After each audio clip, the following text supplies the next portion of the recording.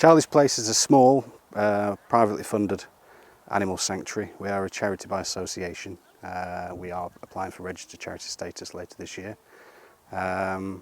We have a small wildlife hospital on site as well, so we will take in injured wildlife, wildlife that have lost their parents. We'll take in animals that are abandoned, animals that are sick. Wherever we can, we will rehabilitate and release or rehome. We became Charlie's Place because we were at the point where we were thinking that we'd have to sell one of the children perhaps to fund what we were doing. And we realised that we had to sort of declare ourselves to be an entity, make the public aware that we were here and ask for help. So that's how Charlie's Place came to be.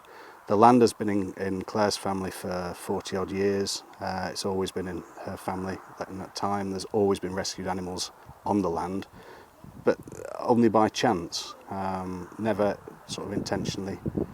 It's never been something that they've set out to do in the past as such, and that's changed now. We are small compared to other sanctuaries, but it is not a cheap thing to do. And it is very time consuming. It takes everything time-wise, physically and emotionally as well. Wherever possible, we will release. That is the absolute aim, is to rehabilitate and release. Animals always do better in the natural environment. You know, we don't exist to keep animals as pets. We exist to help animals and to return them back to their natural way of life. To do that, we have to sometimes carry out medical procedures. It's knowledge that we've gained as we've gone along, with help from other sanctuaries, with help from our vets. So we've learned as we've gone along. We've made mistakes, we've got things wrong sometimes, we've misdiagnosed, we've worked on advice which sometimes hasn't been right. But you learn, you pick up, you change the way you practice. And you find new ways to do things, cheaper ways to do things that are just as good. The big question, which I think is an obvious question, is why? Why do you do it? I can't imagine not doing it now. It gets under your skin. I think we have the land, we've got the facilities, we've got the infrastructure, so we can help. And if we don't do it, there are other people that will do it, but maybe not that animal. You know, we always think of it's that animal at any one time. And wherever we can, we try and help every animal that comes to us. And we're only ever focusing on that animal. And I think a lot of the time, what we're thinking is, this animal needs us, and we can help. It gets under your skin. It just becomes something that you do. You mentioned the vets and how good they've been to you. I know this operation couldn't be done without the help of numerous other people, whether that's advice, guidance, financially, whatever it is. How important is it as a community for you to have that network, if you like, to make this a success? It's incredibly important. We have a network of volunteers. We have a lot of people locally. I mean, we live in Tibshelf. We've got a growing network of friends in Tibshelf who are aware of us, that word is getting about that we exist for the wildlife. Support is growing. Local people are doing things to fundraise and to collecting newspapers. We have a chap who collects newspapers, and every now and again he'll ring us and we go and collect them, and he'll give us 20 quid. That 20 quid feeds 2 pens of birds for a week. You know, it tots up, it makes a huge difference. We need the network, whether that's the vets, whether it's drivers. We can't do what we do to the extent we do it without this network, and network is the best word for it. How do people get in touch, whether that's via funding, whether that's via volunteering? The best way is either through our social media pages. Facebook is probably the most commonly used one, and they'll find us on there, the Charlie's Place Animal Sanctuary, or email us, thisischarliesplace@hotmail.com. And it's a cliche, it's an absolute cliche, but every single penny makes a difference. It really makes a difference. We have people who will regularly sort of hand over a tenner and say, I'm sorry, it's not more. But as I said before, that tenner is a bag of feed, and that's a bird pen fed for a week.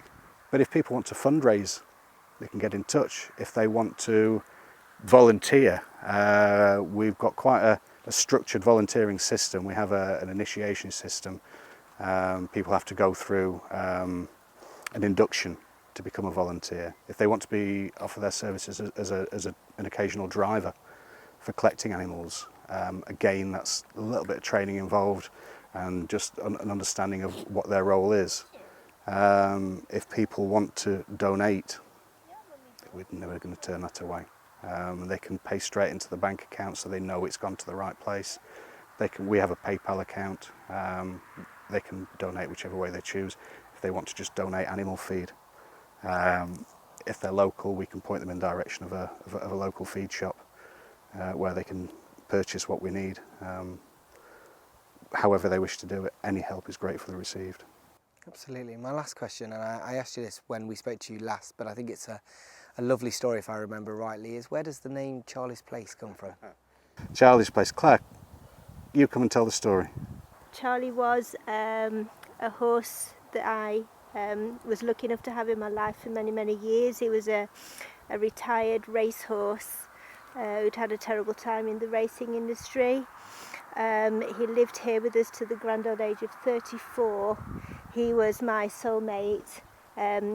Horsey people always say that they have one horse of a lifetime that means more than anything, and that was Charlie. He was the most gentle, loving soul. He was wonderful. You could sit a baby on his back and he would look after them.